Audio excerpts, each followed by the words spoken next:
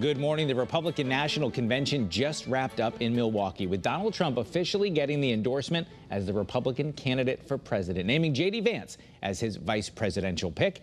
Connecticut, of course, sent a group of delegates to that convention, leading them State Republican Chairman Ben Proto. Channel 3's chief political reporter Susan Raff is here now talking with him. Susan?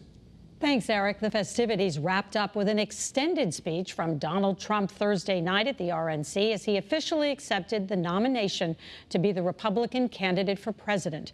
Joining me from Milwaukee is Connecticut GOP leader Ben Proto. Good morning. Good morning, Susan. How are you? I am good. I think I didn't get a lot of sleep. A lot of people did not, certainly you and a lot of Republicans. It's been a long week and a long night.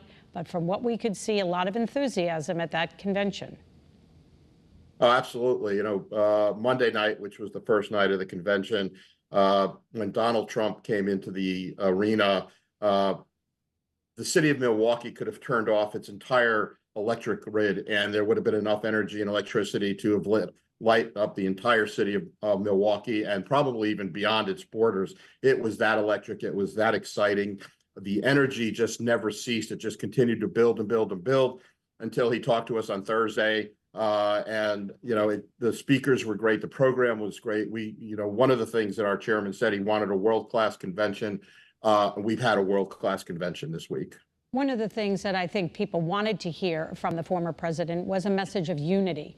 And we heard that time and time again in his speech. And as you know, the Republican Party is divided. In fact, here in Connecticut, a lot of Republicans were hoping Nikki Haley would do a lot better.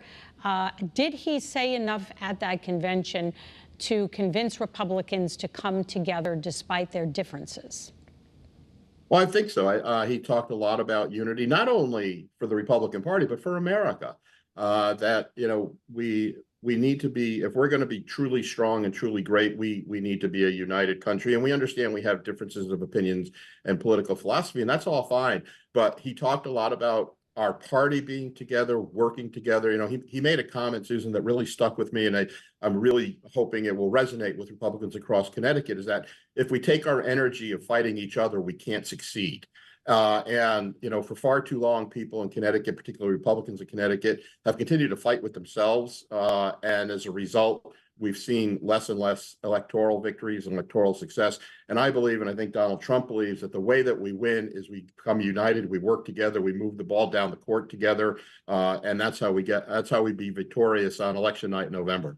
Donald Trump also spoke quite a bit about what happened to him, the attempted assassination, saying that God was watching over him.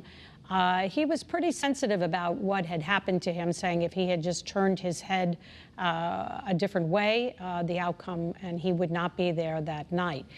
He, as you know, fell to the ground, and when he came back up, he put his hand in the air in a fist bump and said the words, "Fight, fight, fight."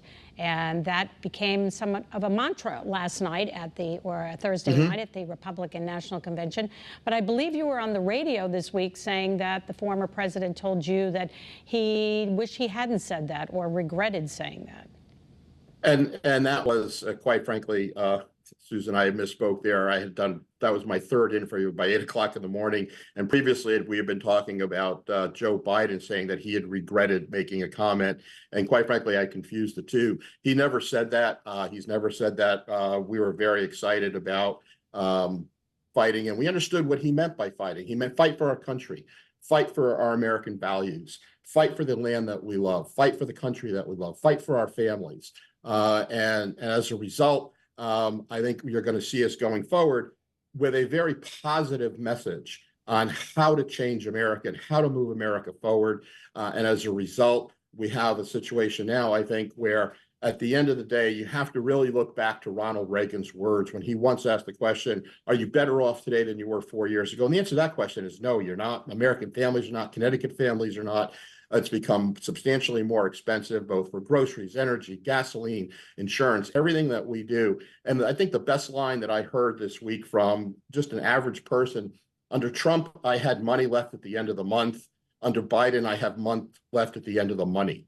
And I think that's going to be a driving force as we move forward. I think this is going to be a tough election for a lot of voters, particularly younger voters. And I think that the former president chose J.D. Vance, who's only 39 years old, right, to be his running mate. But what about young voters here in Connecticut and other states that support abortion rights?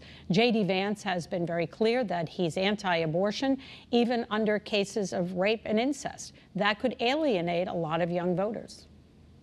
I think you have to do is look at the Republican platform, Susan, and I had the honor of serving not only on the platform committee, but I was the Trump floor manager for the platform committee, working very closely with the Trump campaign on managing that particular day. And when you look at the platform is very specific. The platform states where the Republican Party has been for the last 50 years, which we thought was that Roe was wrongly decided, that it's a decision that's to be left for the states. States get to make that decision. State legislators who are closest to the people get to make that decision. And as a result, you're going to have some states that are going to have different positions in the state of Connecticut. And we know in Connecticut that we embodied the Roe concepts and statutes in early 90s. That's not going to change. That's never going to change in the state of Connecticut.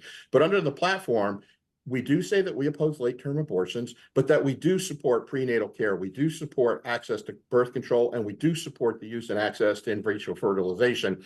So I think you're seeing a very different kind of position. I know there were people within our party who would have liked to have seen stronger language, but I think the language that's there accurately reflects where the Republican Party has been for the last 50+ years on this particular issue. And it's a state's issue. It's not a national issue. And as a result, each state is going to make that decision, because the values of Connecticut, Susan, are different than the values of Utah, which are different than the values of Nebraska, different than the values of Michigan.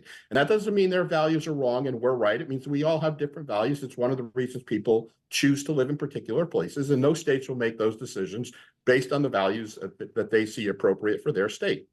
We have about a minute left, but I wanted to ask you, what perhaps did you not hear in the president or the former president's speech at the convention that you felt that he could have addressed to bring people together, especially since, the election is not exactly around the corner?